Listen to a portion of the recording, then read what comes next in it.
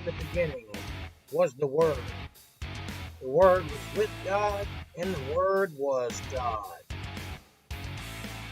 Now faith is the substance of things hoped for, the evidence of things not seen. For God so loved the world that he gave his only begotten Son, that whosoever shall believe in him shall have everlasting life and not perish. Just like that. As always, my friends, welcome to my mania.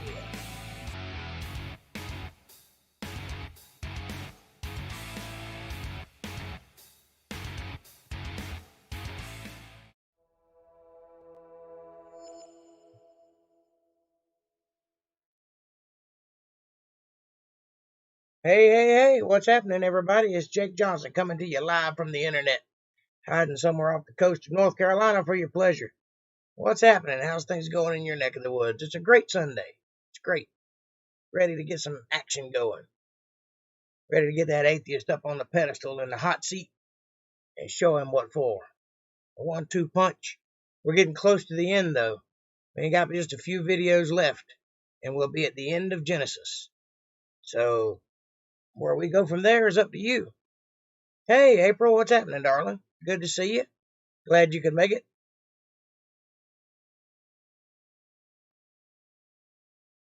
Won't be long. We're right close to the end. I think there's 50 videos, and we're on number 44. We got a couple more to go, but we're getting close. We got some time to talk about it, decide what we want to do. We can either continue on in this vein with the book of Exodus, or we could go find another debater with a little higher skill level and tear him apart, or we could add another Bible study so we could have 2 days instead of one. Your choice. Got the boys. Still Kev's watching the game. Sounds good. Sounds like fun.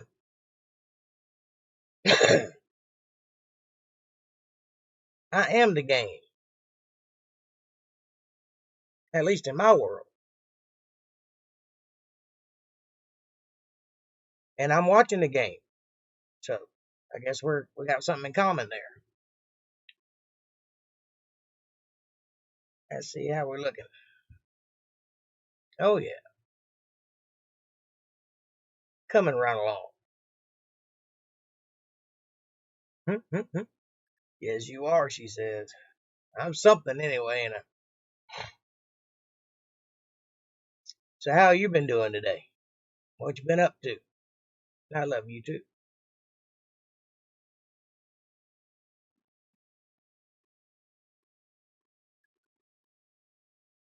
For me, every day is pretty much the same. A little sleeping, a little eating, a little researching, a little working, a little podcast, a little TV watching. That's about it. I'm basically a monk.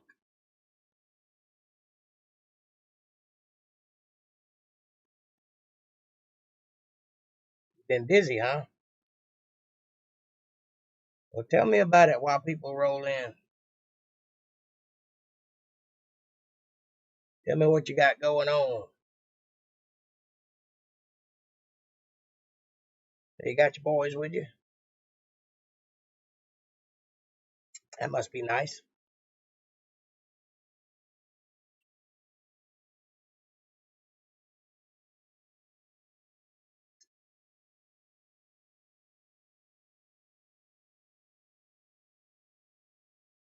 I'm ready to get this atheist.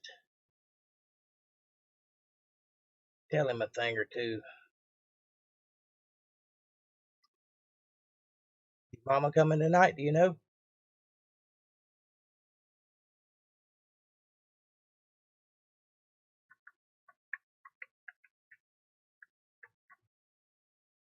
I said, wake up and listen to the man. I got lots to talk about.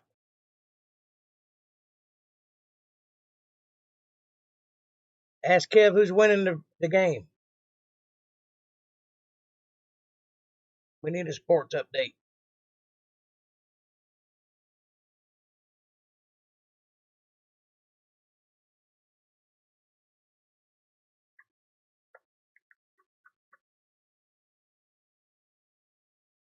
Alrighty then.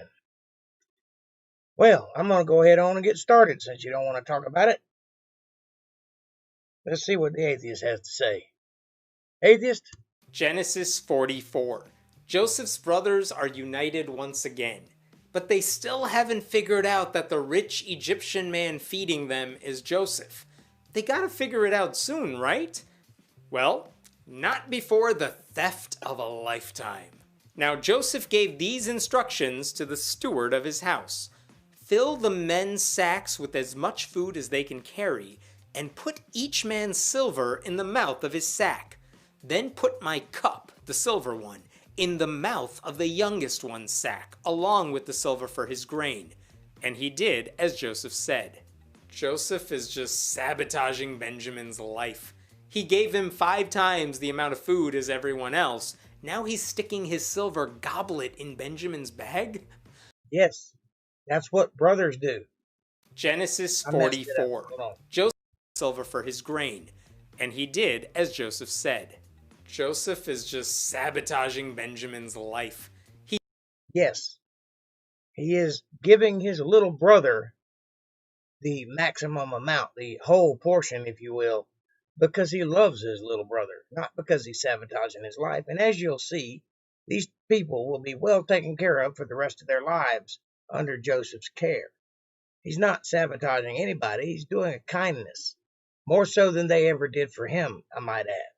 He gave him 5 times the amount of food as everyone else. Now he's sticking his silver goblet in Benjamin's bag? Yeah. The brothers are so gonna beat him up when they find out. If they get caught, it's gonna look like all the brothers stole money and the littlest one stole a goblet. Hey, what's up, Kev? Yeah, it might look that way, except for Joseph will not allow that to happen because they're in his care and he runs the show. So you're wrong all the way around.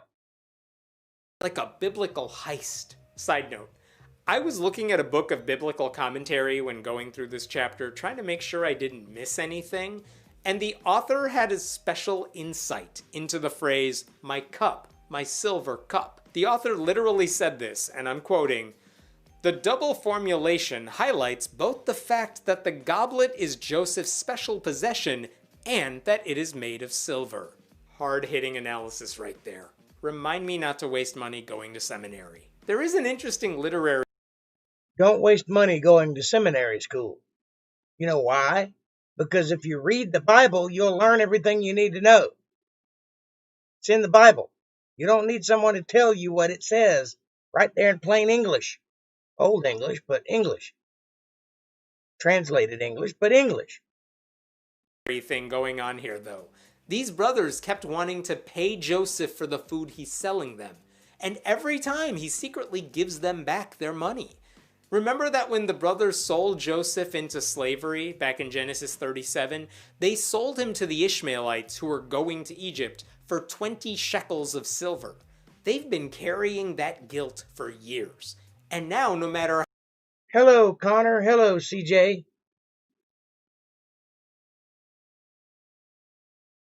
Glad to see you're studying the Bible at such a young age. Good to have you.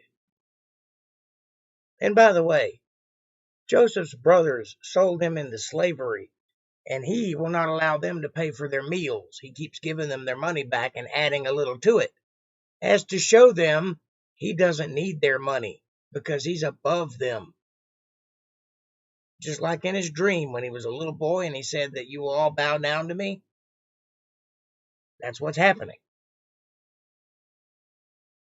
How hard they try, they cannot give that money back to Egypt.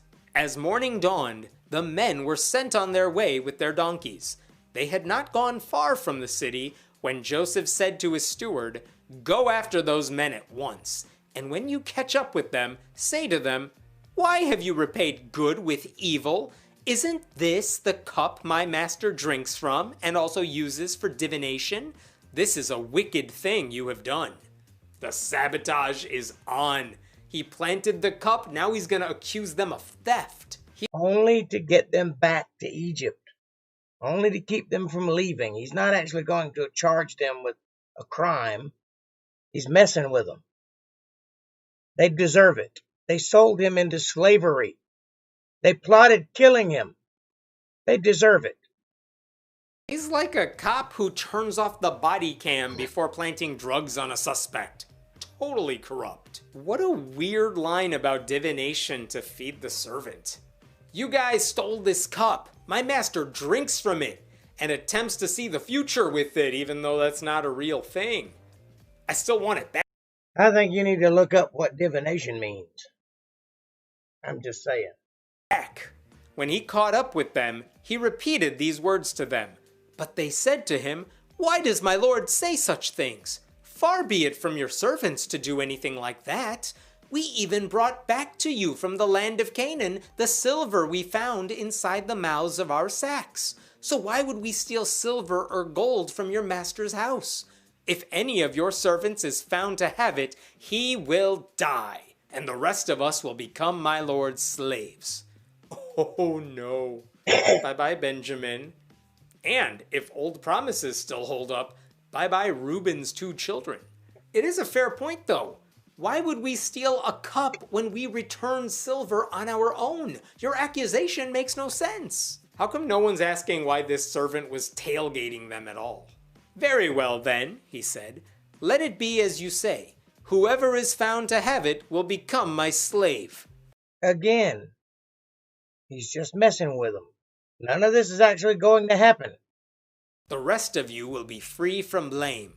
Bad compromise. The servant could have had 10 brother slaves and the corpse of number 11. Instead, he's aiming for 1 brother slave and nothing else. That's why he's the servant, but Joseph is the master. Wait, I know what Benjamin can do. Okay, hear me out.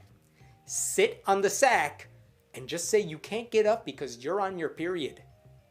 Well, that might work if he was a girl, but he's not a girl, so stop it. It worked last time. Does it make any sense? No. Has that ever stopped the Bible from saying something anyway? No. Each of them. In what way does it not make perfect sense? In those days, they didn't have Tampax or tampons or whatever, or maxi pads. In those days, you sat on a pot or you sat in the river. That's the way it worked. So her making that complaint would have been totally normal. And the guy would have been like, "Ew, I don't want nothing to do with that." So it worked.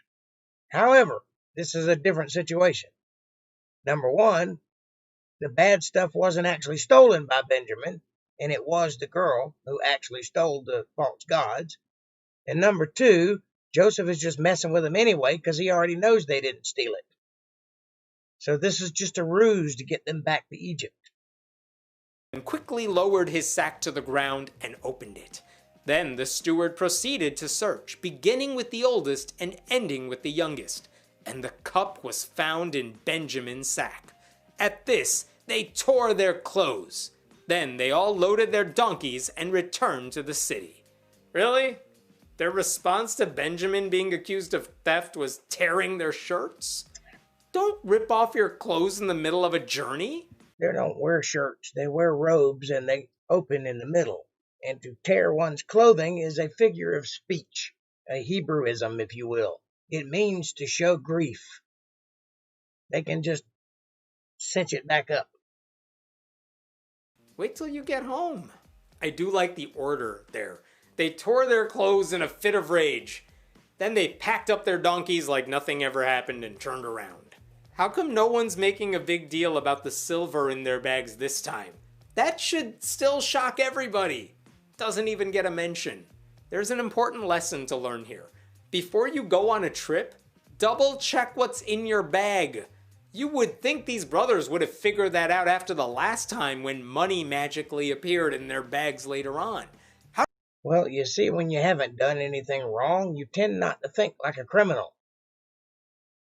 That's how. How did they start traveling and not know what was in their luggage? As a brown person, I promise you, I have never made that mistake while traveling. Nobody gives a shit whether you're brown or not. You don't have to remind us. We can see. They are so gonna get it when they return home to Jezreel, because they're gonna arrive without Benjamin, which was the one thing they said they would never let happen. But first, they gotta go back to Joseph to apologize for their klepto brother.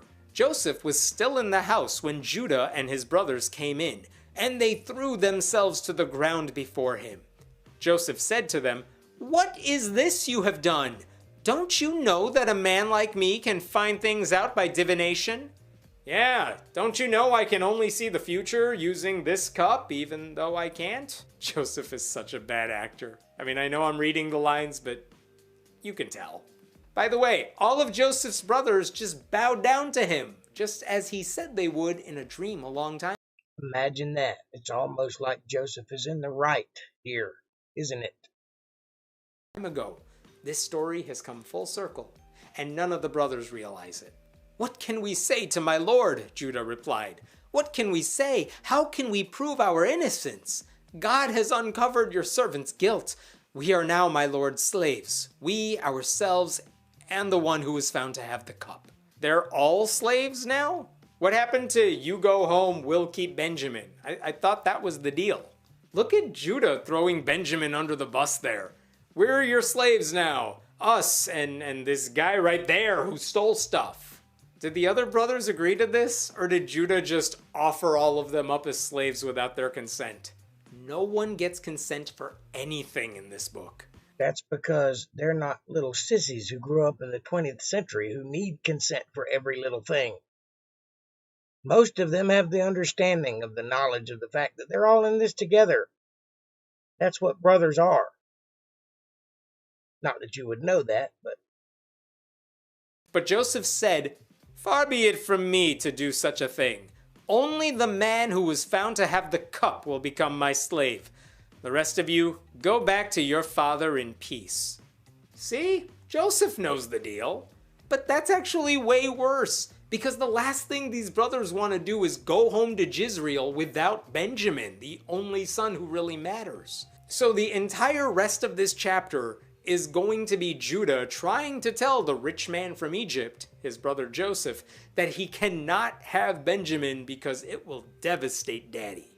Then Judah went up to him and said, "Pardon your servant, my lord. Let me speak a word to my lord. Do not be angry with your servant, though you are equal to Pharaoh himself. My lord asked his servants, 'Do you have a father or a brother?' And we answered, 'We have an aged father, and there is a young son born to him in his old age. His brother is dead, and he is the only one of his mother's sons left, and his father loves him.'" Yes, just pour on the guilt like it's honey. "Then you said to your servants, 'Bring him down to me, so I can see him for myself.' And we said to my lord, 'The boy cannot leave his father. If he leaves him, his father will die.' But you told your servants, 'Unless your youngest brother comes down with you, you will not see my face again.' When we went back to your servant, my father, we told him what my lord had said." Yes, just keep that beehive buzzing with all the honey. "Then our father said, 'Go back and buy a little more food.' But we said, 'We cannot go down. Only if our youngest brother is with us will we go. We cannot see the man's face unless our youngest brother is with us.' Your servant, my father, said to us, 'You know that my wife bore me 2 sons. One of them went away from me, and I said, he has surely been torn to pieces, and I have not seen him since. If you take this one from me too, and harm comes to him, you will bring my gray head down to the grave in misery." So much honey. Winnie the Pooh just had an orgasm. let's just see how you feel when you're faced with your child's death. Or your second child's death. Imagine you'll be a little dramatic too. I wouldn't be counting that out so quickly. I don't even care that Jezreel had way more than 2 sons, and said that he'd be deeply upset if Benjamin didn't return, not that he would die. So now, if the boy is not with us when I go back to your servant, my father, and if my father, whose life is closely bound up with the boy's life, sees that the boy isn't there, he will die. Your servants will bring the gray head of our father down to the grave in sorrow. Your servant guaranteed the boy's safety to my father. I said, if I do not bring him back to you, I will bear the blame before you, my father, all my life. Now then, please let your servant remain here as my lord's slave in place of the boy, and let the boy return with his brothers. How can I go back to my father if the boy is not with me? No, do not let me see the misery that would come on my father. I can't believe half this chapter was Judah telling Joseph everything that has already transpired. What a waste of everyone's time. No, that's what happened. Only interesting thing at the end there was Judah saying, take me instead. Let Benjamin go, but I'll stay. Like this is some biblical Beauty and the Beast situation. But this fits perfectly with Judah's story, because he's the brother who initially suggested selling Joseph into slavery. Now he's becoming the slave. Karma's a bitch. Speaking of a new Judah, since when does he care about his father's misery? For years now, he's been perfectly willing to let his father suffer the fake loss of Joseph without a problem. Honestly, if Joseph is smart, he'll let all the brothers go home because he'll realize this family talks way too much and they're all insane, and when they sold him off, he was actually the lucky one. When is Joseph gonna do? Yeah, but family's family, and you miss your family regardless of what they done. You know that well as I do. The big reveal? It could have happened chapters ago. Have you ever seen a movie with a big misunderstanding that could have been resolved within the first 5 minutes if only the main characters had the tiniest bit of common sense? Like, Home Alone would have been a 10-minute movie if the parents just double-checked some stuff. Yeah, but then it wouldn't have been a movie because that's real life, not a movie. This is real life, not a movie. You're reading the records of a real person who lived and did stupid things and smart things. I don't know why you have a problem with that. You keep referring to it like it's a narrative, like somebody invented the story, and they're dumb for inventing it that way. But that's not what's happening here. This is a recording of an actual event, and it happened that way. Well, Joseph still hasn't said, it's me. So we must be somewhere in the middle of that film. Must be. But you have to wait and see. But again, I stress this is not a film. It's reality. Genesis 45. Is Joseph finally gonna tell his brothers who he is? Eventually. At the moment, he's threatening to keep his youngest brother Benjamin as a slave while the other brothers go home. But they know damn well they cannot return without Benjamin. Judah just spent half the last chapter pleading with Joseph to take him instead. What will Joseph do? Then, Joseph could no longer control himself before all his attendants, and he cried out, "Have everyone leave my presence!" So there was no one with Joseph when he made himself known to his brothers. And he wept so loudly that the Egyptians heard him, and Pharaoh's household heard about it. Joseph said to his brothers, "I am Joseph. Is my father still living?" But his brothers were not able to answer him because they were terrified at his presence. Imagine. They just realized that the guy that they sold into slavery to be killed off or whatever is standing before them, ruler of Egypt. They don't hold a candle to this guy. I'd be terrified too. I can't believe we had chapters worth of buildup, and then Joseph just says it. He can't hold. I mean, it's a book. So why can't you believe there were chapters worth of buildup? Would you rather it be a pamphlet? I mean, it's a book. That thick. Lots of chapters. Come on, man. Come on, man. Hold it in. Forget the drama that was building up. Forget holding his little brother as a slave. Sentences into the chapter, he's like, "You guys, it's me." This is such terrible writing. It's like if halfway through a murder mystery, the killer just pops up and says, "I did it." Roll credits. It's like if someone were writing down every little thing that happened in someone's actual life. Roll credits. Also, do you know how hard you have to cry that people next door hear you? either you're in mortal danger or you're kind of faking it. Well, they lived in stone houses without any insulation or windows for that matter. So probably not that loud, but whatever. This is the third time Joseph is openly crying, and it just gets bigger every time. I wish the Bible came with pictures, though. It would be fun to see the dropped jaws of every brother. So just take a screenshot and then look at it, and you'll know what that looks like. Like you're about ready to put something in your mouth.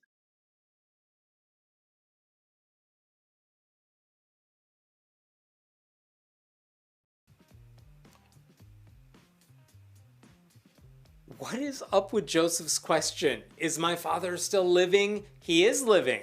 You know how I know that? Because Judah just told Joseph that like 2 sentences ago. It's at the very end of Genesis 44. Judah says, I need the boy to come with me or else father would be miserable. And now Joseph responds with, is he alive? Were you not listening? I know a lot of Christians don't read the Bible, but why aren't the people in the Bible reading the Bible? Then Because the Bible didn't exist when they were alive? Because it was written about them? That might be. Joseph said to his brothers, come close to me. When they had done so, he said, I am your brother Joseph, the one you sold into Egypt. And now do not be distressed, and do not be angry with yourselves for selling me here, because it was to save lives that God sent me ahead of you. For 2 years now there has been famine in the land, and for the next 5 years there will be no plowing and reaping. But God sent me ahead of you to preserve for you a remnant on earth and to save your lives by a great deliverance. The brothers are still like, I get that Joseph is very forgiving here, but remember that he's also put those brothers through hell and back. He's made them take these long journeys home, putting some of them in prison, but he knew who they were the whole time. Oh, poor brothers. Considering he's about to extend them life-giving food for the rest of their lives that they don't have to work for after they sold him into slavery, thereby ending his family ties. After all of that, he's going to rescue them from famine. I think he feels like he deserves a little comeuppance, a little payback, and he'd be right. He's had time to process this. They have not. They should be furious.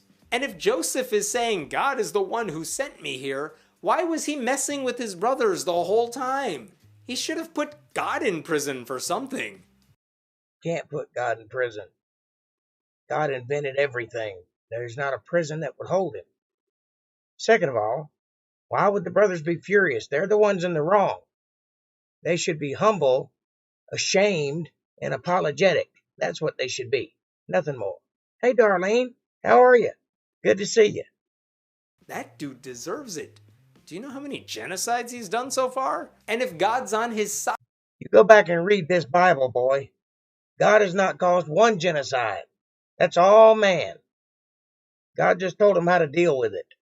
Man caused genocide, not God.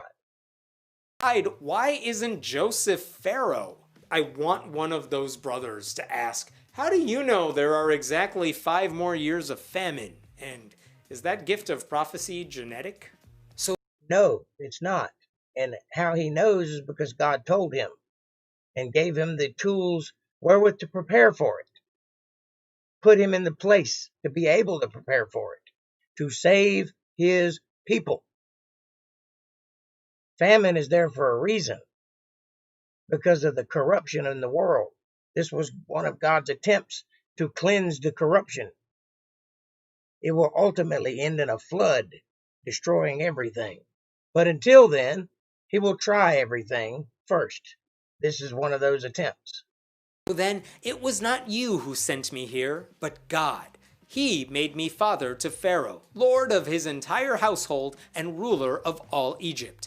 Now hurry back to my father and say to him, this is what your son Joseph says. God has made me lord of all Egypt. Come down to me, don't delay. You shall live in the region of Goshen and be near me. You, your children and grandchildren, your flocks and herds, and all you have. I will provide for you there, because 5 years of famine are still to come. Otherwise, you and your household and all who belong to you will become destitute. Now you see, Joseph in his good grace is going to care for his entire family for the rest of their lives. He's going to use his riches to lift them up out of famine. That sounds like a pretty noble thing if you ask me. The brothers are still like... You have to admit, though, this is pretty generous. Joseph is telling them he'll look after their dad in his old age. You don't always get volunteers for that one. And he'll take care of all the brothers. Not bad. If someone tried to drown me, then sold me into slavery, I'm not sure I would share my lottery winnings with them. How many... And you wonder why God won't talk to you. Have you ever stopped and asked yourself that maybe the reason you don't feel the blessing of God is because you're not worthy of it? Maybe you should try a little less hard to pat yourself on the back and a little more hard to please the Father who created you, and you might find out that He'll bless you. People is Joseph inviting to Egypt? This is already a big family, and we're not even talking about grandkids or wives or slaves. And if Joseph is filthy rich and he's trying to help out the family, why not send other Egyptians to collect their stuff and bring it there? I mean, why is he making them take another long journey? That seems like a thing rich people avoid when possible. No, you can't avoid some things. And in those days, they didn't have lorries or big trucks. They had horse-drawn carriages. So it doesn't really matter who does it. It's going to get done the same way either way. See for yourselves, and so can my brother Benjamin, that it is really I who am speaking to you.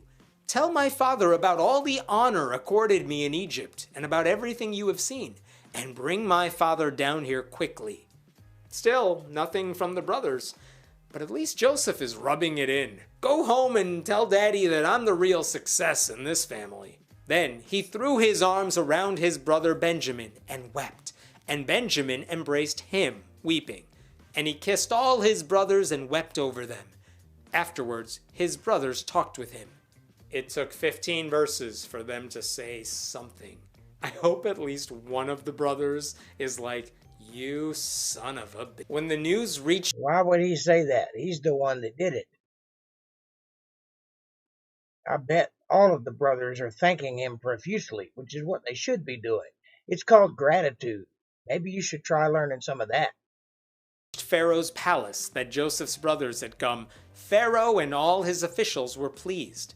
Pharaoh said to Joseph, tell your brothers, do this, load your animals and return to the land of Canaan, and bring your father and your families back to me. I will give you the best of the land of Egypt, and you can enjoy the fat of the land. The fat of the land technically means the cream of the crop, the best part. And yeah, I think we caught that. It's the name of an album by Prodigy. So you can't say the Bible doesn't have useful information. Does anyone really care what Pharaoh says at this point? I mean, he's technically in charge, but I think we've established that Joseph is the real leader here.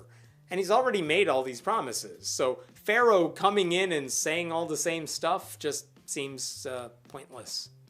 No, Joseph is second to the leader. If the leader decided for some reason that he wanted to lop off Joseph's head, it would be done. Yes, Joseph is the real leader, but he does not have the authority that the Pharaoh has. You should learn that about hierarchies. And the Pharaoh is agreeing with Joseph, which is a good thing. That means that the actual leader of the land is in support of what Joseph is doing, because he recognizes that Joseph just saved his life. You should recognize that also, which is why he's bringing his family in to save their lives also. It's almost like Joseph did all the research for the group project, but now here's Pharaoh coming in and giving the whole presentation as if this was his idea all along. You are... As most leaders do, you know that. You can't get a fair shake when someone's over you, but that's just the way it is. It's called politics. We're also directed to tell them, do this. Take some carts from Egypt for your children and your wives, and get your father and come. Never mind about your belongings, because the best of all Egypt will be yours. You know, if this was a prank, this would be hilarious. Bring everyone from Canaan to here. Don't bring your stuff. You're moving in and we'll cover all your needs. What if they arrived only to hear Joseph say, "Ha! Just kidding! You sold me into slavery. You think I'd seriously let that go? Good luck getting your old apartment back now," you know. Again, I say, has it ever crossed your mind that this may be why you not have a good relationship with God? Because you hold grudges. Joseph doesn't. He's going to bless his family regardless of what their past sins were, because he's the more righteous man. Try righteousness for a while. Walk in God's path, and you will find out that the whole world will open up to you. Everything you need will be provided for. This is allegory of what God does for all people, not just these people. Keep that in mind when you get destitute, and you will. Happiness only lasts for a short while. The world will always throw traps in your way. It will always get hard. And when it gets hard, you're going to need somebody to lean on. I hope you're smart enough to figure out who that is. Pharaoh and Joseph are rich. Joseph's extended family is about to move into wealth. Meanwhile, there's a famine and all the other Egyptians must be struggling. Even in biblical times, capitalism was broken. So the sons of Israel... No. Egypt stored up grain for a long time. They have many storehouses so that Egypt can eat. Egypt became a great nation during this famine. The golden era that history likes to teach you about being the beginning of Egypt, it's not. It occurred during this famine. That's when they became the golden era, because they had food when everyone else did not. They were able to prosper when everyone else could not. Egypt was the place to be at that time. So no, capitalism is not broken. Capitalism is the thing that saved their life. Israel did this. Joseph gave them carts, as Pharaoh had commanded, and he also gave them provisions for their journey. To each of them, he gave new clothing. But to Benjamin, he gave 300 shekels of silver and 5 sets of clothes. And this is what he sent to his father: 10 donkeys loaded with the best things of Egypt, and 10 female donkeys loaded with grain and bread and other provisions for his journey. Then he sent his brothers away, and as they were leaving, he said to them, "Don't quarrel on the way. Don't fight. Even though I just gave the youngest brother a ton of cash and extra clothes for being genetically closer to me. And even though I gave Daddy 20 donkeys full of everything amazing. Just deal with it. Should be easy. You spent half the chapter going like this. Just keep that up during your entire journey. By the way, if one of you stole another goblet from me, I will cut you." Why is he sending 10 donkeys full of the best things of Egypt? You know, I think I like you better when you're sitting there with your mouth open. Can you just do that again? They're all moving to Egypt. Joseph is giving them heavy luggage that they'll need to carry on both legs of the journey. What's the point? That's how journeys worked in those days. If you're going to be traveling for days, you need food and water and shelter. You have to carry that with you because there's not a motel on every corner. Think about where you're at. Use a little common sense, my friend. Leave it there. Don't drag it back and forth. So they went up out of Egypt and came to their father Jacob in the land of Canaan. They told him, "Joseph is still alive. In fact, he is ruler of all Egypt." Jacob was stunned. He did not believe them. But when they told him everything Joseph had said to them, and when he saw the carts Joseph had sent to carry him back, the spirit of their father Jacob revived. And Israel said, "I'm convinced. My son Joseph is still alive. I will go and see him before I die." Jezreel's switching names back and forth very quickly now. He was skeptical at first, but when he saw all the gifts, he decided to go along with it. I mean, maybe he's still skeptical, but at this point, why argue? Take the money. The passage quotes him as saying, "I'm convinced," but maybe he was crossing his fingers when he said it. What if he said no?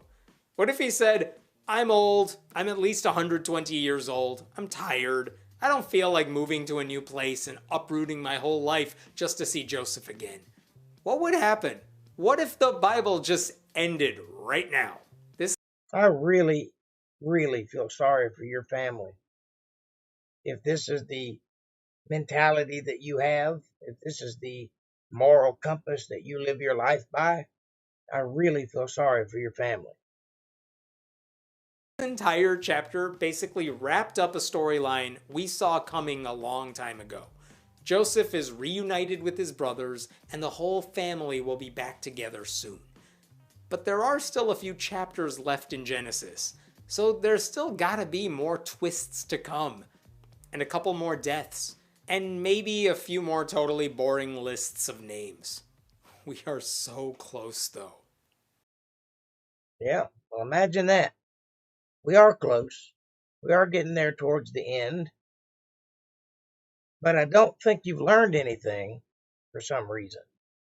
Genesis 46. The family reunion is finally happening. As far as I know, there are no issues we need to resolve, which means it's time for the Bible to throw more genealogy at us. Why, God? Why? So Israel set out with all that was his. Why, God, why? So you can understand. That's why.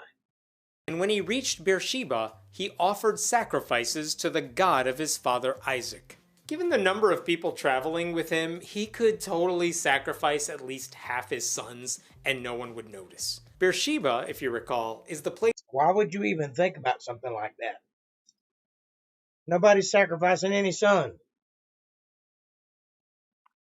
That's a horrible thing to say. What's the matter with you?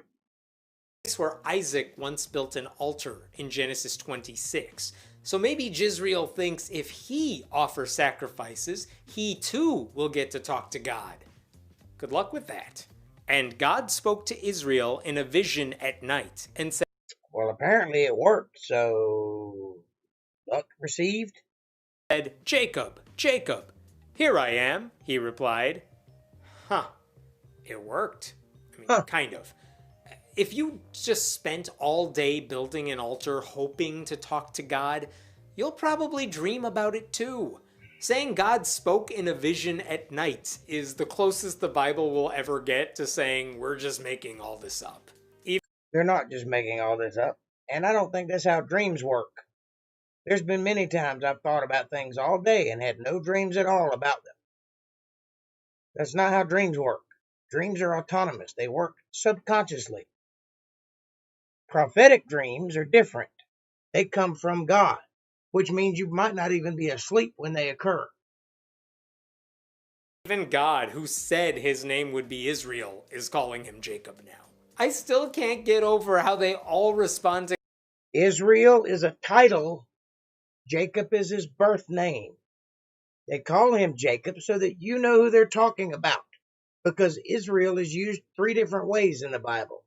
Talking about a man, talking about a people, and talking about a nation. That's why. Not because God doesn't know his name. God that way. Here I am. If God spoke to you right now, your response would not be the same as if you were answering a random phone call. It would be if that's the way you spoke in those days. And in those days, translated from that language to ours, "here I am" is an example of saying hello, or what's up, or over here. That's just the way they talk. They don't talk like we talk. And they didn't have phones, so they wouldn't have known how to answer one. "I am God, the God of your father," he said. "Do not be afraid to go down to Egypt, for I will make you into a great nation there. I will go down to Egypt with you, and I will surely bring you back again, and Joseph's own hand will close your eyes. Why does God have to announce himself? Who else would it be? Well, in those days, they didn't know for sure because they had fallen away from God for many generations, and this is him reestablishing contact with his people. They all know about God, but they haven't heard from him in many years. So that's why he would have to announce himself, and also so that Jacob could distinguish his prophetic dream from a normal dream, because a normal dream won't proclaim to be God. I promise. I've had 47 years of them. Not one of them have ever said they were God. That's why. Genesis 26, God said to Isaac, I am the God of your father Abraham. I love how he has to clarify that he's the same God your father worshipped, just in case there's any confusion. Well, there might be, because there were a lot of false gods in those days. A lot. And possibly some smaller demigods on earth during those times. So, yeah, it would be normal for him to want to establish who he is. All those other gods out there. And why does God need to reassure Jacob about going to Egypt? He's already on the journey. That's like... Also, one other thing I'd like to point out, a caveat.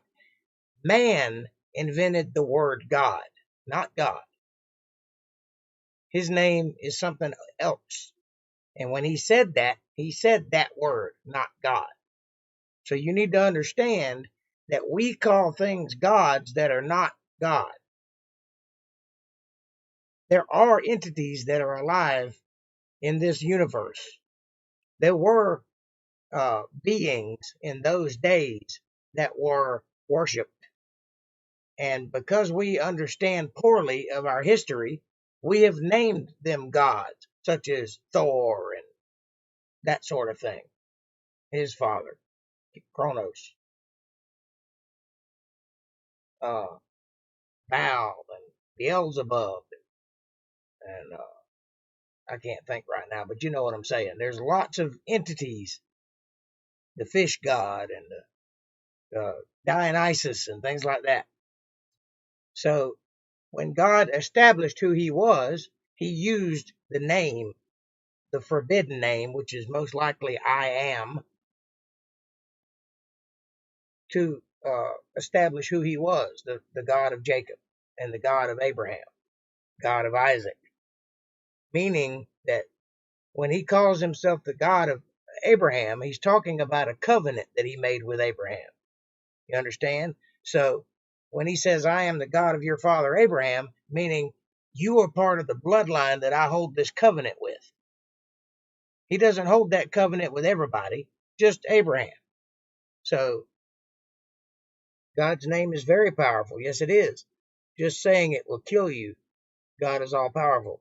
Well, I don't know if it'll kill you or not, but it has a lot of power for sure. And there are several names attributed to God, but the one that he used for himself is I am that I am.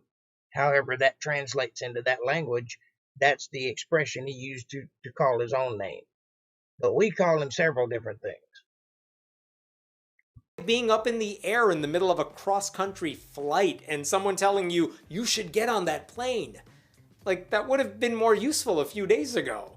Now it's useless. I've already acted on the advice you didn't give me in time. What kind of reassurance is God giving him? Go to Egypt, because if you go, I'll ride shotgun and then you'll return to Canaan and die. But at least you'll die with your long-lost son by your side. Spoiler, Jacob will die in Egypt. So God's not surely bringing him back home. God's a liar. Unless we're counting the journeys of corpses, which I would argue does not count. You would be incorrect. It does count. And also, offspring counts. And as sure as I am standing here today, or sitting here, Jacob's offspring did go back to Canaan. And then onward to other places.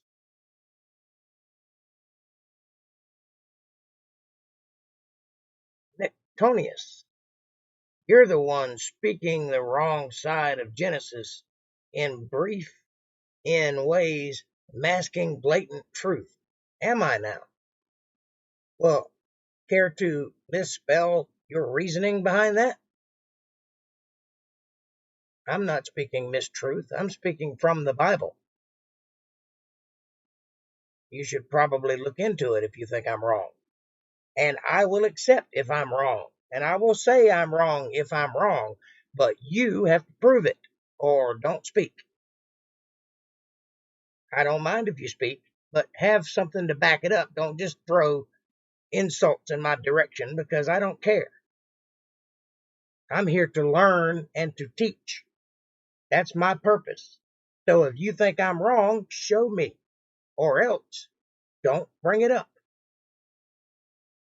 Take my dead body to New Zealand, I don't get to call that a vacation.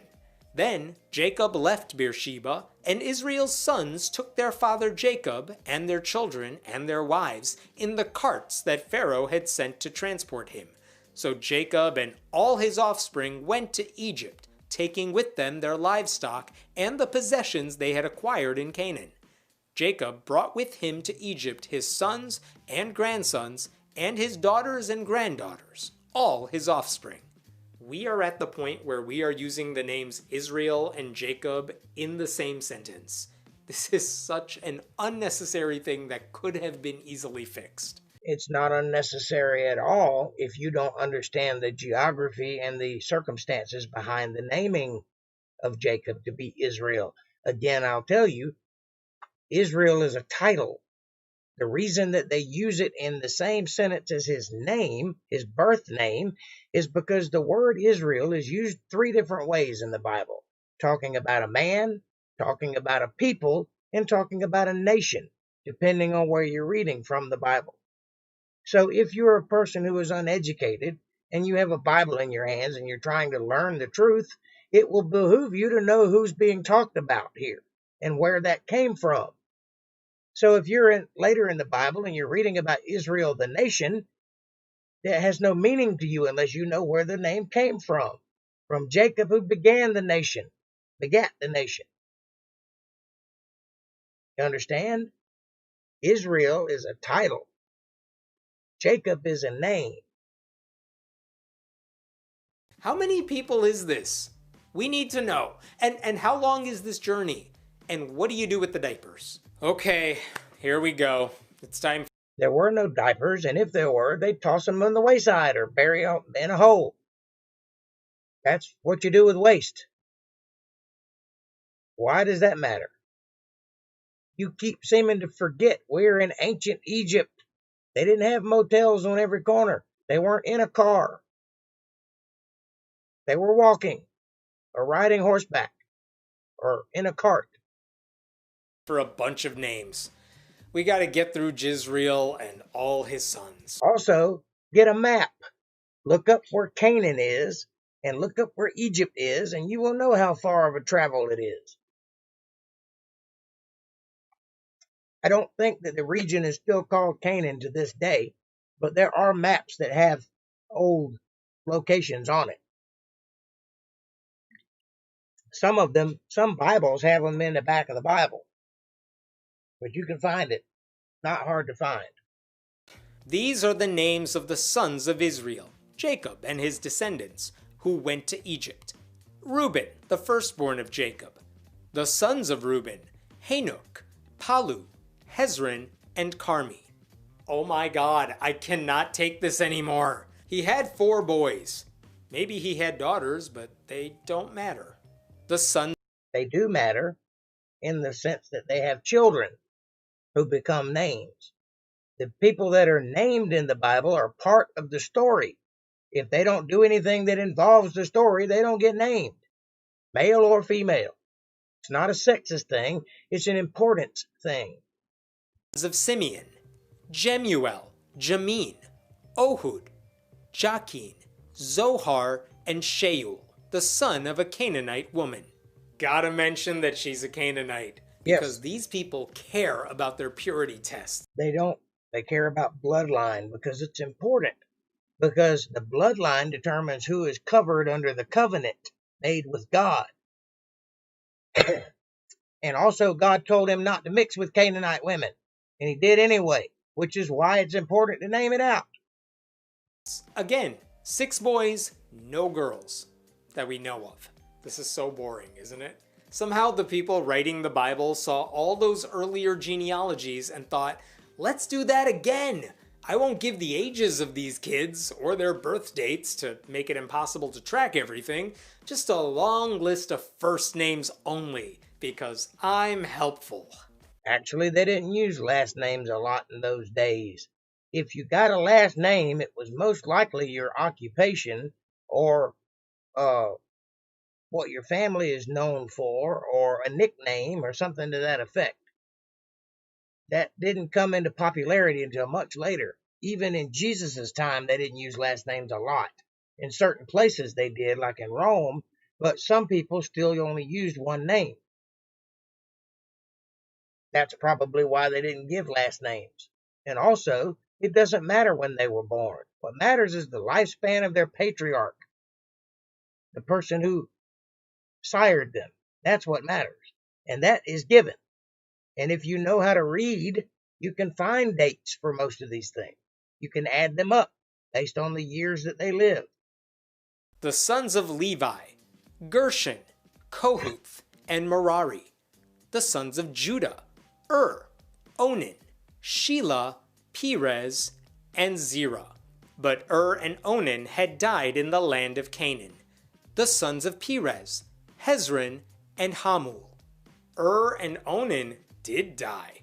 Died for no reason at all, and Onan died for jizzing on the floor. Ah, memories. By the way, that just said Levi had 3 sons. But later in the Bible, in the book of Ezra, it's going to mention another one, Mali. Though other parts of the Bible say Mali is the son of Merari. Does anyone care at this point? Yes, and let me explain how this works. At the time of the writing of this Bible, Levi only had 3 sons, this book. Later, he had another one. And then at the time of the writing of that book, it was mentioned. Now, as far as the name thing goes, you know that people used names like we do today. And I'm willing to bet that there's someone else with your name in this world, just like there's someone else with my name in this world.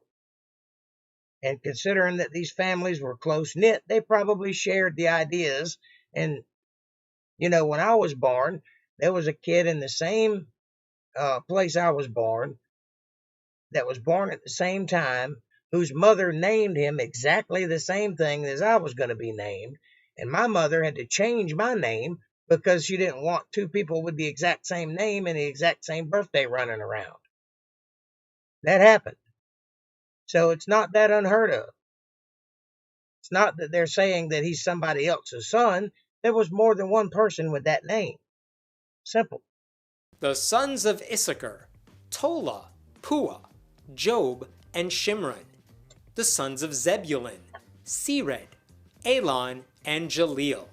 These were the sons Leah bore to Jacob in Paddan Aram, besides his daughter Dinah. These sons and daughters of his were 33 in all. We are at 33 descendants, and we are not done yet. No, they should not. Because they did it right in those days. When they had babies, they had babies. Another thing I would like to point out, since you seem to not be aware of it, the Bible is not a chronological book. It jumps back around on itself quite a few times. You have to be smart enough to follow it. It's not chronological. It doesn't go from A to B. It goes from A and then jumps all the way around and ends up at B. Have bought a Prius. Not enough space. The sons of Gad, Ziphion, Haggai, Shuni, Esbon, Ari, Arodi, and Arilai. The sons of Asher, Jimnah, Ishua, Isui, and Beriah. Their sister was Sarah. The sons of Beriah, Heber, and Malkiel. These were the children born to Jacob by Zilpah, whom Laban had given to his daughter Leah, 16 in all. That is 16 descendants via a slave who may not have wanted anything to do with Jacob. 15 boys and 1 girl, which is... You have no evidence of that, one. And two, it didn't matter in those days. She was a slave, meaning she was his property, meaning it was his discretion, not hers. And three, she probably felt lucky to have a man of stature give her children, because giving children in those days was highly important, especially to the success of a woman. I'm not saying I agree with it, I'm just saying that's the way it was. About as genetically and statistically improbable as you can get. But if we're just making everything up, let's keep going. The sons of Jacob's wife Rachel, Joseph and Benjamin. In Egypt, Manasseh and Ephraim were born to Joseph by Asenath, daughter of Potipharah, priest of On. Well, if they were making everything up like you keep claiming, they did an awful good job, because you can go through history, a completely different set of texts, and find most of these people existed in the order that they exist in the Bible. Most of these places exist, and the ones that they haven't found yet is because they haven't found it. Doesn't mean it doesn't exist. So if they made all this up, they did a really good job at loading the deck before it was shuffled, if you know what I'm saying. Sons of Benjamin, Bela, Becher, Ashbel, Gera, Naaman, Ehi, Raush, Mupam, Hupam, and Art.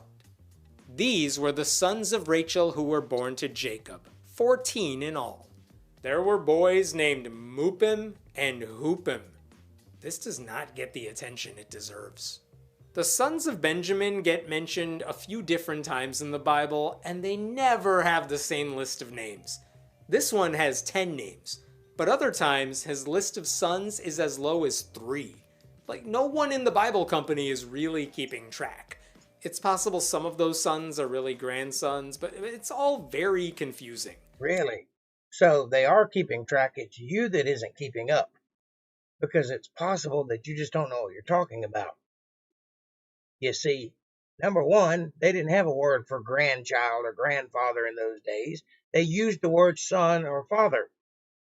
So, yes, it's entirely possible that there were some of them grandsons and great-grandsons and great-great-grandsons, considering they lived so long. However, it's also possible that some of them weren't born yet, or some of them have died, in which case they wouldn't be listed. This is called a narrative. And whoever's writing it will write down what they know. It's also possible the writer didn't know all of them. Could be that. But most likely, I would tell you that the Bible is right way more than it's wrong. So if I was you, I'd lend credence to what it's saying. Don't give us complicated, confusing information when you're not even careful about how you do it. But okay, another 14 people, 12 boys, 0 girls. Totally normal ratio there. The son of Dan, Hushim. That's it? There's not another dozen kids waiting in the wings? Huh. That seems... Not everyone had a pack. Some people only had one child. But most people tried to have several. Because the more children you have, the more successful you are. Seems both normal and, for some reason, very disappointing. Dan's family tree is as complicated as his name.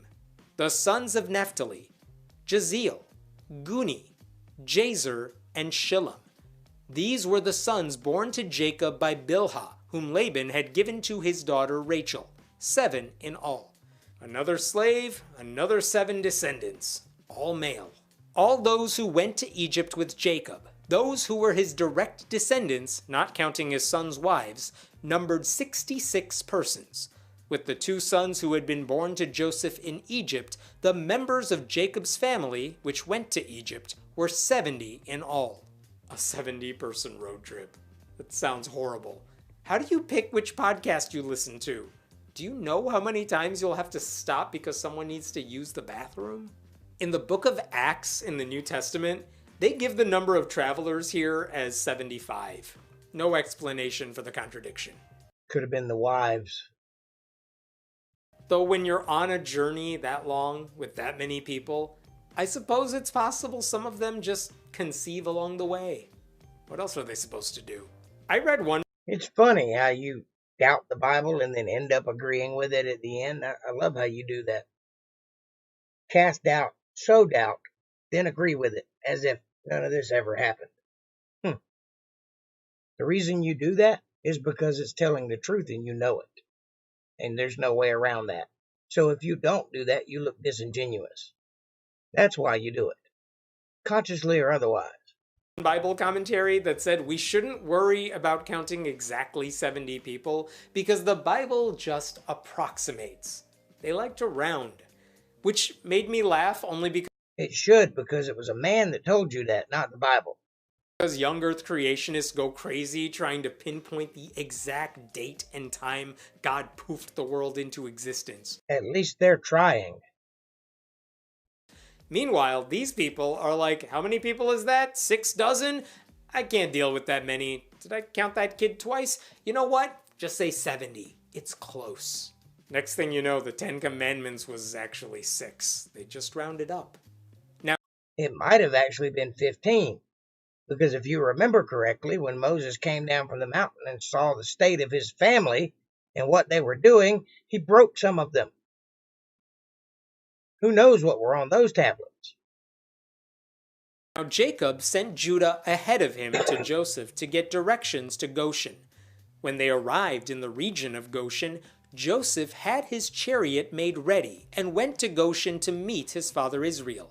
As soon as Joseph appeared before him, he threw his arms around his father and wept for a long time. They needed directions, as if it was possible they might get lost. With 70 people! Why didn't you get the directions before you started the trip?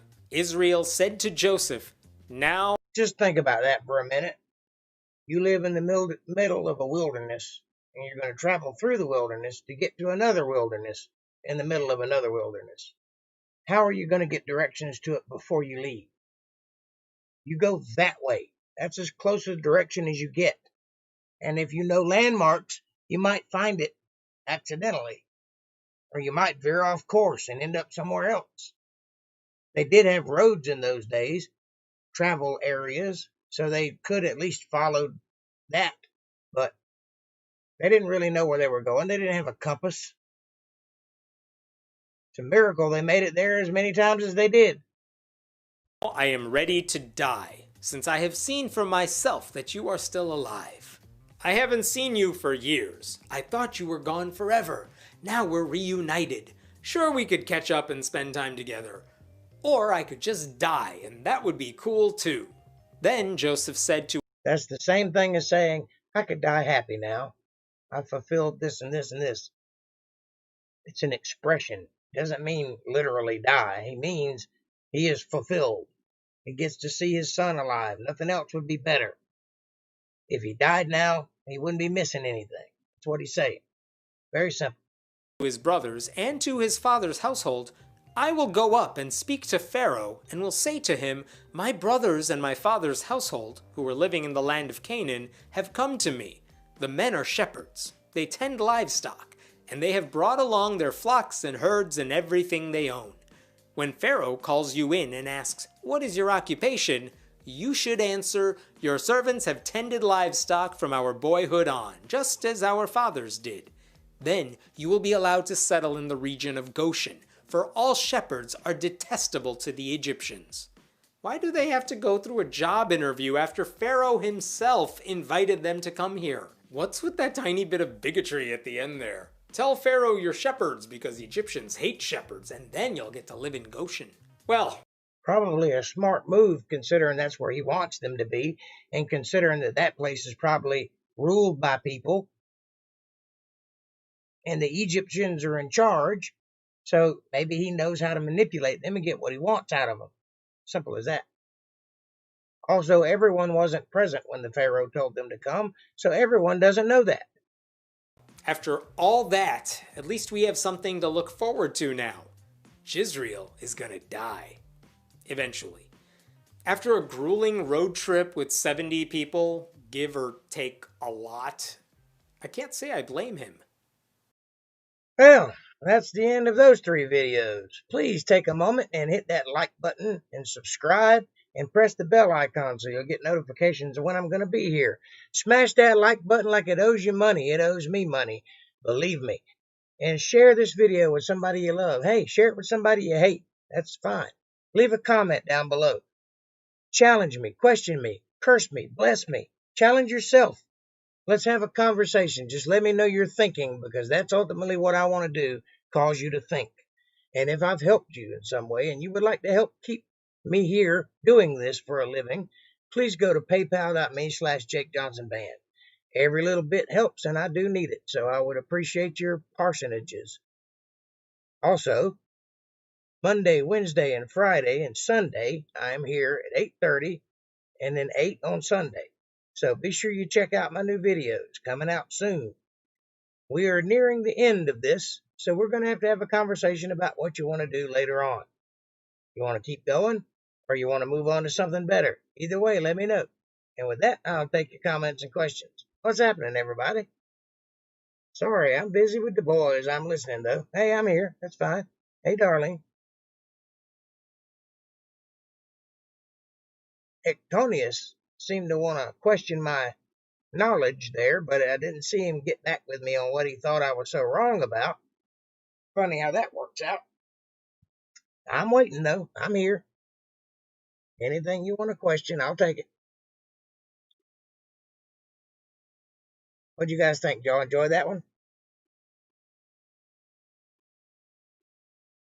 Let's see if I missed anything in chat.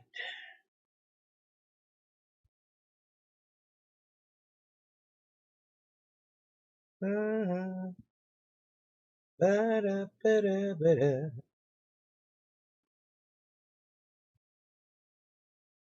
Well, I can't scroll. There we go.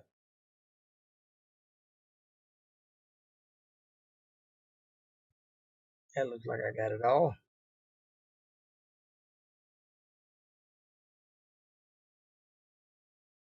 Wonder what he thought you said wrong. I don't know. He didn't respond. I gave him the option. I don't even know if he's still here. I think he just popped in to say I'm wrong and then popped out. That's not a way to win an argument.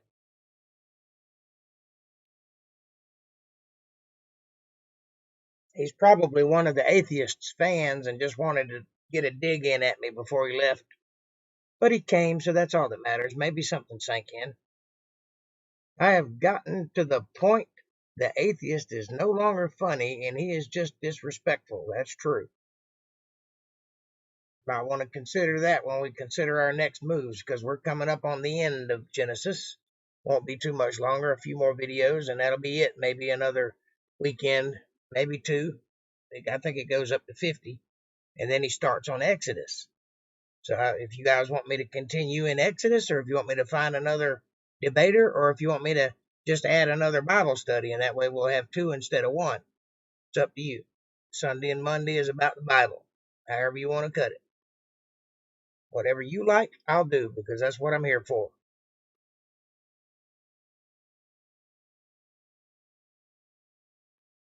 I don't know. I'll have to watch again. Well, you're welcome to do that too. They're always there. And unless YouTube takes me down, they'll always will be there. It wouldn't surprise me these days the way YouTube is acting if they didn't take me down, but they haven't yet. So far I've been under the radar of the algorithms. I'll start gaining a wider audience and they'll probably start looking closer at me, though. We'll just have to see.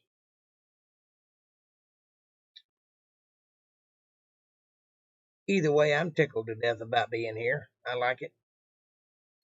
Exodus is a great book. I would prefer it without the atheist. Well, we could do that. If you want to, we could do Old Testament on Sunday and New Testament on Monday. And since we've just went through the book of Genesis, we could just start in Exodus.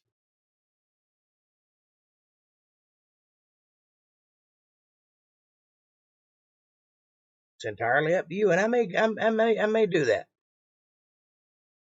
They will take you down if you raid the Capitol. Ha! They might take me down for saying those words. We don't have free speech anymore. We're soon to not have the Second Amendment, which is supposed to protect the First Amendment.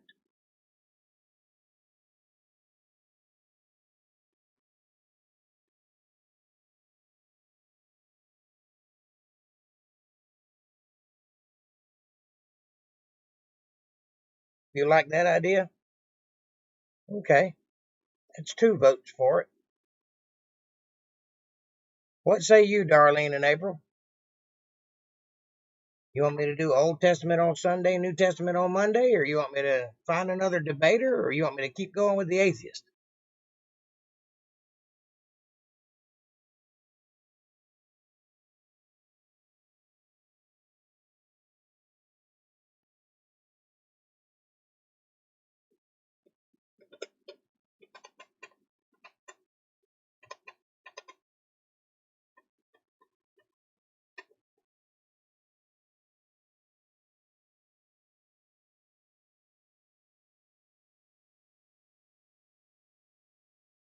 I vote for just reading myself. That's 3 votes for it. The people have spoken. So let it be written. So let it be so. What's that from? Do you know? Do you know? Do you know?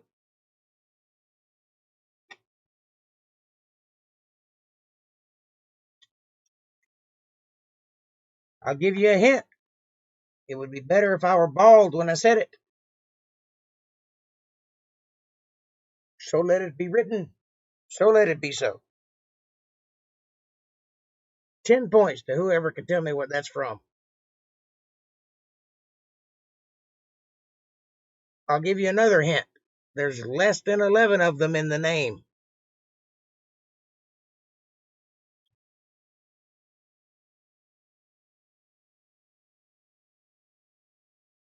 Sounds good either way.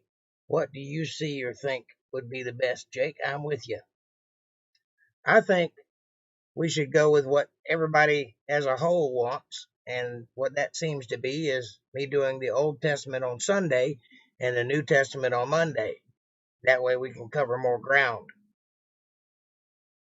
So I'll just, after we finish up with the atheist, then I'll just start with the book of Exodus on Sundays and then continue with the New Testament on Mondays. Pharaoh said it. Yes, but where did he say it?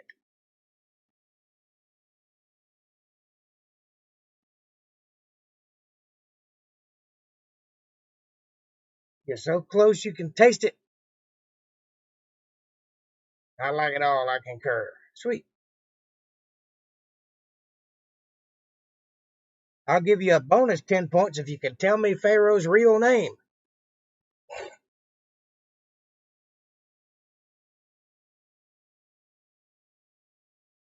Come on, look.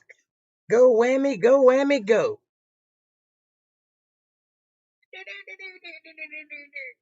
Jack. Jack. What? No, it's not Jack. John. Matthew. Oh, you mean for Monday, the New Testament will be, I think we're in John. Yeah, we just started John. So Sunday will be Exodus, Monday will be John. Oh, his name, who knows? His name is Yul Brynner, and it's from the 10 Commandments movie.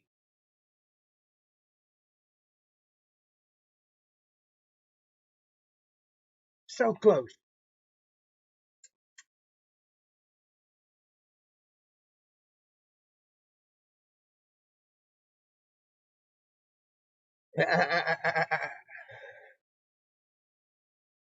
Yeah, that's debatable. It could be Ramses II. It's definitely within the time frame according to what we've uncovered. But it's also possible that it was someone else before Ramses. The guy Ramses the First replaced. There were 2 pharaohs named Ramsey, back to back. It's him and his son. but there was somebody before him, and it's possible that that's when it occurred, but it's also possible that it occurred during Ramses II. So nobody actually knows because it's kind of iffy.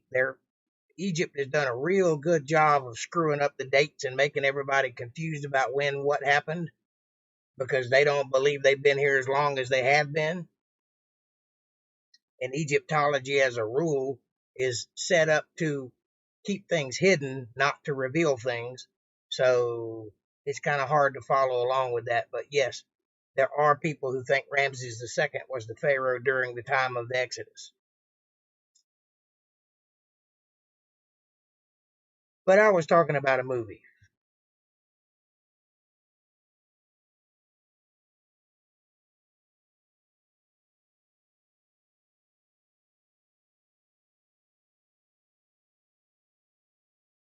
And I did know that other pharaoh's name, the one before Ramses I, but I can't remember it right off the top of my head.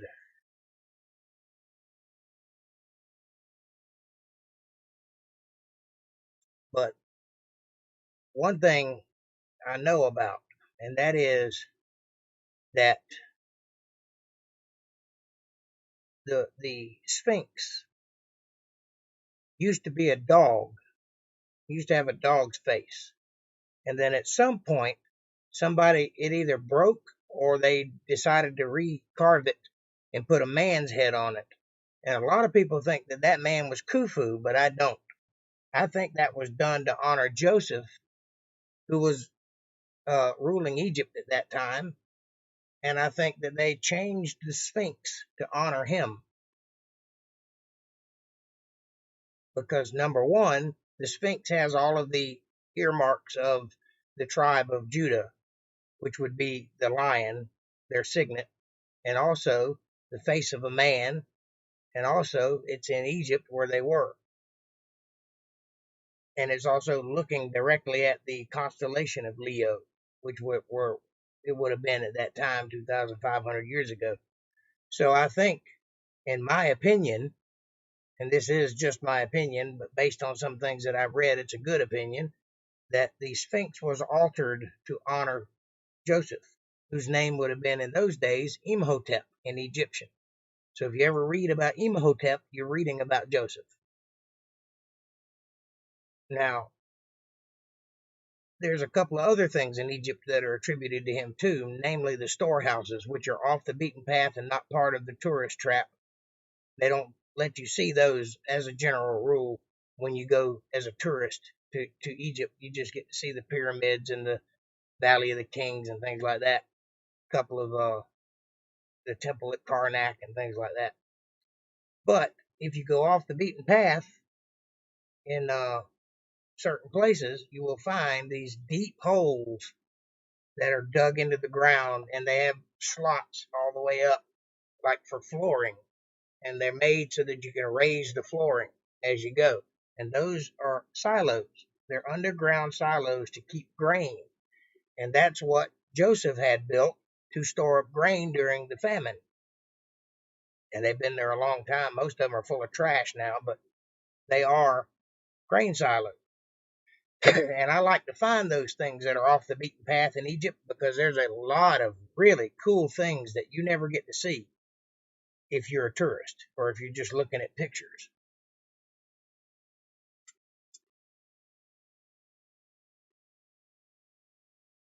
Like the fact that there's never ever once been a body ever found in any pyramid on Earth in Egypt. I mean, sports update: Bucks 23, Saints 20. Go Bucks!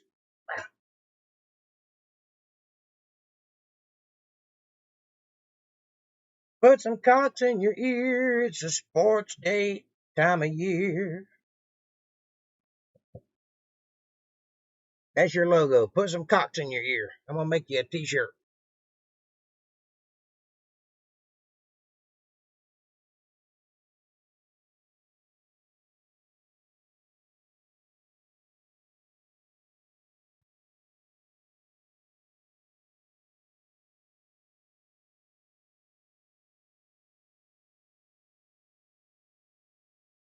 Also, if the pyramids were tombs, then why were all, and I do mean all, of the pharaohs buried in the Valley of the Kings with tombs? Why is that? Why would they have two tombs? You can only bury one body. It's weird, isn't it? I'll tell you why. Because the pyramids were never tombs. They were something else. What that something else is, I don't know, and neither does anybody else. Yes, the Sphinx was around during the flood, and it's been there a long time.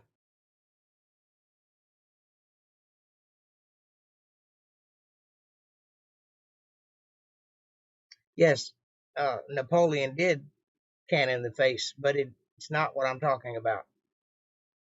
If you look at other sphinxes in Egypt, they're all with the jackal face. You know, the big ears and the big pointy nose. That would be Anubis. And so the Sphinx in the Giza complex, which has been there for a very long time, was at one point altered to have the face of a man. And when Napoleon came up in Egypt, it already had the face of a man, and he just knocked the little beard off of it with his cannon shots. So yes, he did assault the Sphinx, but he's not responsible for it being changed from a dog to a man. That happened a long time ago.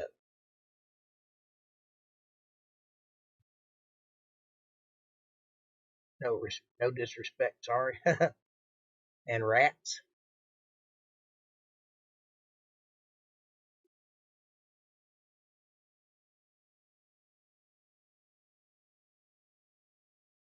What about rats? Why are you saying rats? I didn't catch that. Oh, never mind. I thought you said snake. Nope, didn't say snake.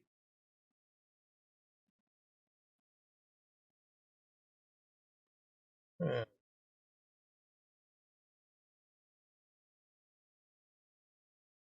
Now, we were talking about Napoleon blowing up the Sphinx, shooting at it, using it for target practice, which they did do. But he's not why that it has a man's face. That face is, if you look at it, it's out of proportion. It's the wrong size for that body. It looks weird. It looks that way because it was carved there for whatever reason, whether the nose broke off of it or whether they chose to do it on purpose. I don't know because there's no history written about it, but nonetheless, it now has a man's face on it. It did not used to have a man's face, it used to have a dog's face. So it's my belief that the reason they did that was to honor Joseph, who saved their lives from a very long famine.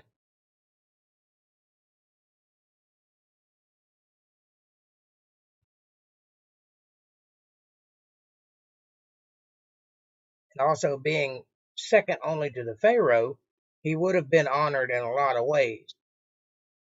He even has his own special little tomb there with a little pyramid built over it.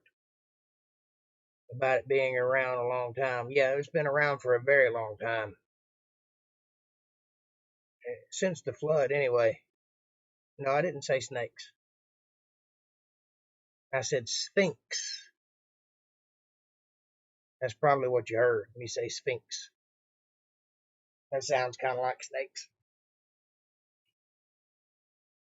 But it's probably been here since before the flood.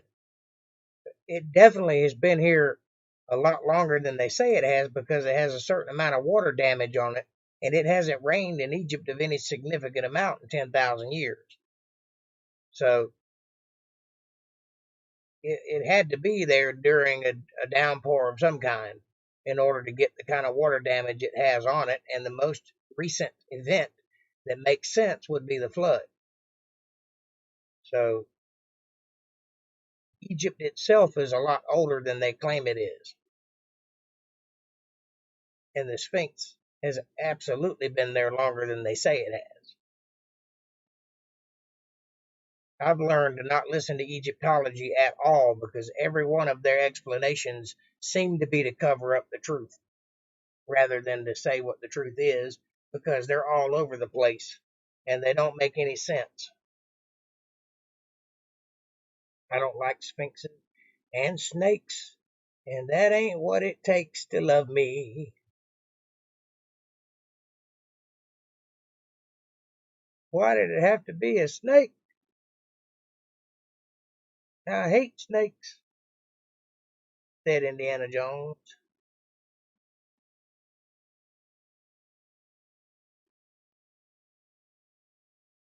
All right, so we've made a decision. After we finish up with Genesis and the Atheist, and I will complete it, we'll go all the way to the end. Then we'll start anew that Sunday after that with the reading of Exodus. And we'll begin from there and go all the way through the Old Testament on Sunday. And on Monday, we'll go all the way through the New Testament. That way, we'll kill two birds with one stone. Two stones. Two birds with two stones. Sure, why not?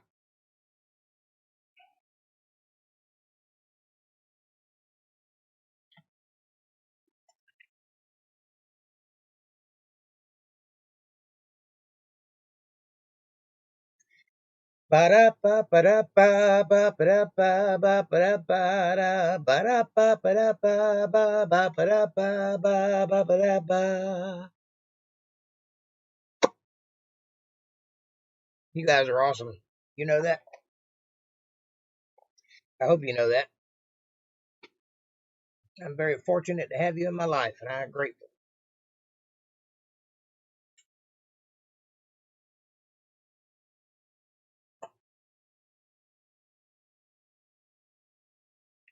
And thanks for your support.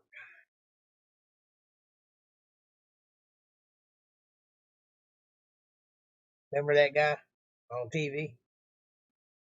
There was a wine cooler commercial.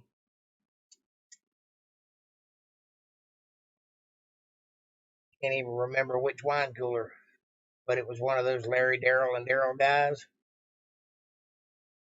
He's saying, thanks for your support. I miss those days. Back when they had a Motel 6 and they'd leave the light on for you. Boom, boom, boom, boom, boom. When prices were so low, they were insane.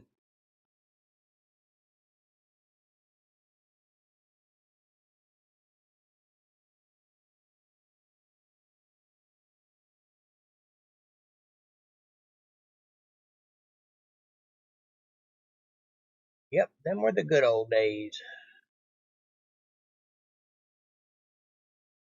I guess every generation thinks that about their childhood.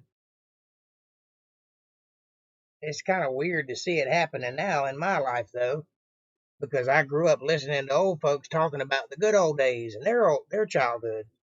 And all of a sudden, here I am talking about the good old days in my childhood.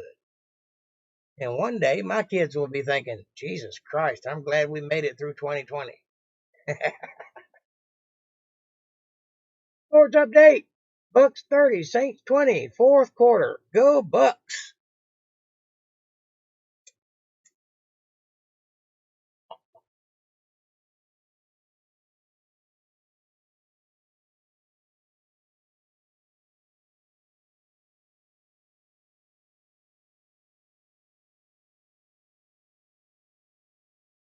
Put some cocks in your ear and never fear, you're here for the sports update, yeah.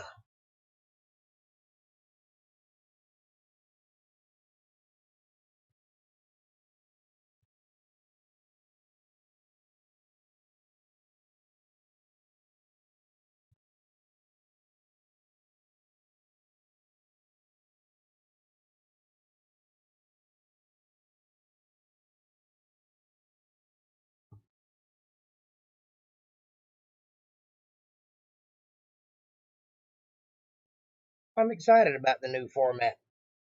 I'm wondering how it will go.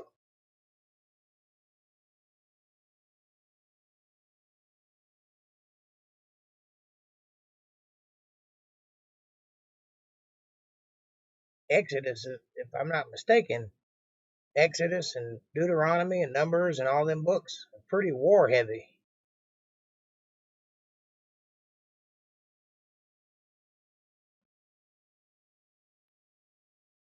Kings and judges.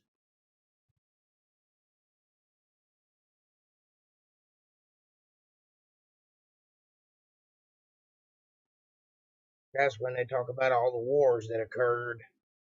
That's going to be an interesting read. Talk about a sports update. Ooh, there's a lot of going and coming in them books.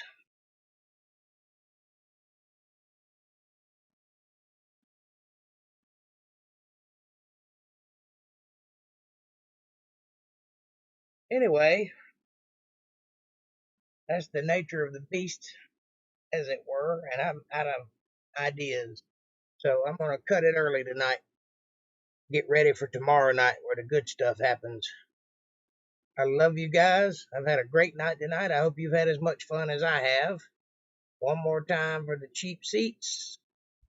Please press all the buttons and do all the things and go to paypal.me/JakeJohnsonBand if you want to support this ministry. Now, I'll see you guys bright and early at 8:30 Monday morning. That's tomorrow. Well, we're going to get through the book of John, get started on it anyway. I love you true. Have a great night. God bless you. Be peaceful and love each other. And I'll see you tomorrow. Bye-bye.